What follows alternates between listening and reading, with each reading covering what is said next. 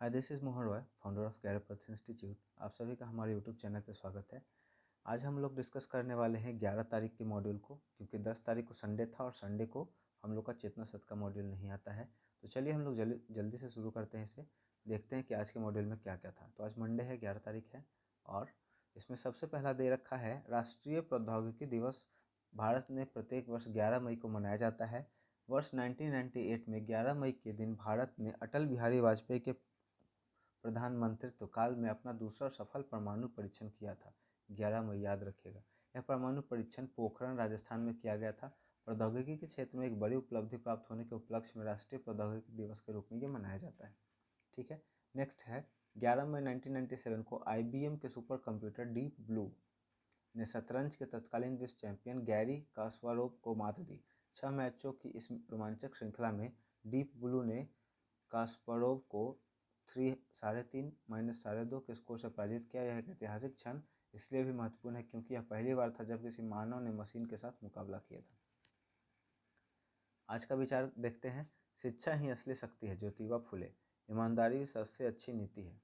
उसके बाद समान ज्ञान है। सौरमंडल का सबसे छोटा ग्रह कौन सा है? बुध। ठीक है। चंद्रमा कितने समय में पृथ्वी का एक चक्कर लगाता है? 27.3 दिन। ठीक है, अच्छा क्वेश्चन है। LPG के मुख्य घटक क्या है? प्रोपेन और ब्यूटेन।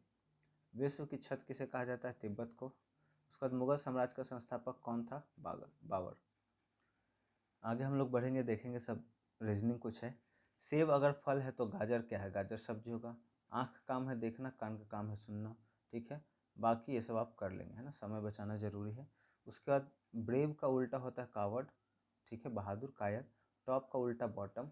डीप का उल्टा सैलो। एक्सेप्ट का रिजेक्ट। एंशियंट का मॉडर्न। एक्सपेंसिव का चीप।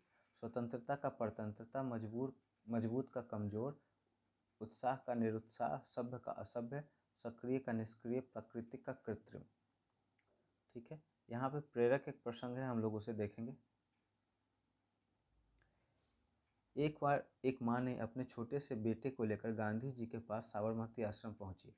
वह महिला बहुत परेशान थी क्योंकि उनका बेटा बहुत अधिक गुड़ खाता था। अधिक मीठा खाने से उसके दांत खराब हो रहे थे और सेहत पर भी बुरा असर पड़ रहा था। माँ ने गांधी जी से विनती की, बाबू, मेरा बेटा आपकी बहुत इज्जत करता है। यदि आप इसे गुड़ न खाने की सलाह दे तो यह बात वह जरूर मान लेगा। गांधी जी ने बालक की आंखों में देखा, कुछ देर सोचा और फिर महिला का, बहन, आप इसे लेकर एक सप्ताह बाद मेरे पास आइए। महिला को थोड़ा आश्चर्य हुआ कि इतनी छोटी सी बात कहने के लिए बापू ने एक हफ्ते का समय मांगा, लेकिन वह चुपचाप लौट गई। ठीक 7 दिन बाद वह फिर से अपने बेटे के साथ आश्रम पहुंची। गांधी जी ने बालक को बड़े प्यार से अपने पास बिठाया, उसके सिर पर हाथ फेरा और बड़े सौम्य स्वर में कहा, बेटा, बहुत अधिक गुड़ खाना स्वास्थ्य के लिए हानिकारक है। क्या तुम आज से गुड़ खाना छोड़ दोगे? बालक ने तुरंत हामी भर दी और वादा किया कि अब ऐसा नहीं करेगा। महिला ने गांधी जी को धन्यवाद किया, लेकिन उसकी उत्सुकता नहीं रुक पाई। उसने पूछा, बापू, यह छोटी सी बात आप पिछले हफ्ते भी कह सकते थे, फिर आपने हमें दोबारा क्यों बुलाया? गांधी जी ने मुस्कुराते हुए बड़ी सरलता से उत्तर दिया, बहन, पिछले हफ्ते तक मैं स्वयं भी बहुत गुड़ खाता था। जो काम मैं खुद करता हूँ उसे दूसरों को न करने की सलाह मैं कैसे दे सकता था? इस एक हफ्ते में मैंने पहले खुद गुड़ खाना छोड़ा ताकि मेरी बात में सच्चाई और अनुभव का ताकत हो।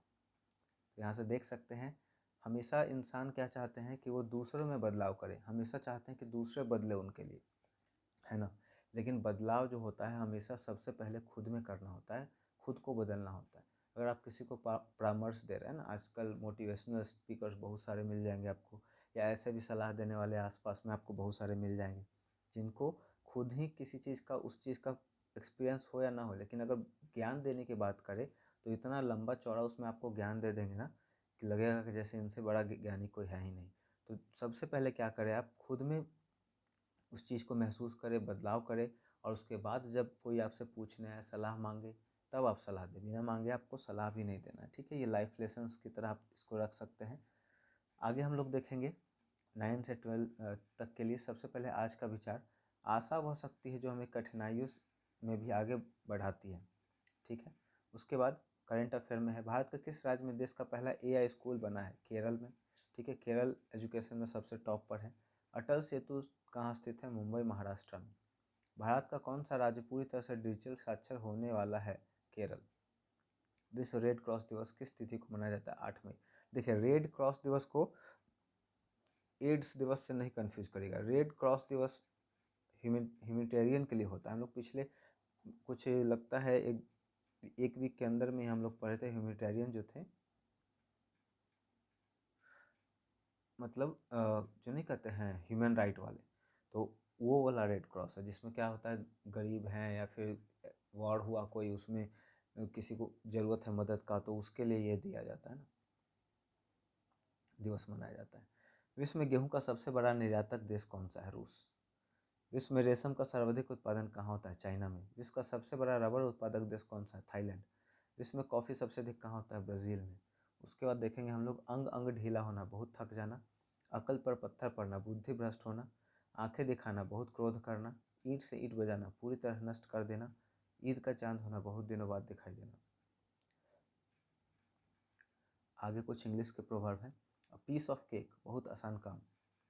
Once in a blue moon, बहुत कम होने वाली घटना।